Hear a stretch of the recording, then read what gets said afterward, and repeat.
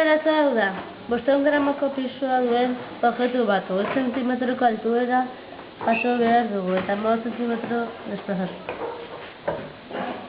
Hauek dira baldintzak.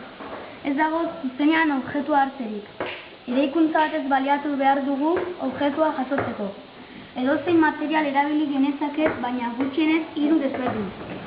Proiektua egiteko material hau erabili dugu. Egurra, poleak, sokak, kola, ardatz metaliko erroska hona eta bat.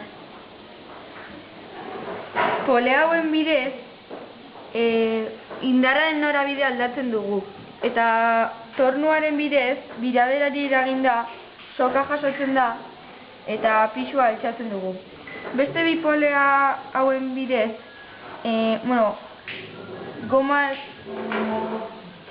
beste bi pole hauek lotzen dituen gomarekin garabia desplazatzen dugu. Orain erakustaldi bat egingo dugu.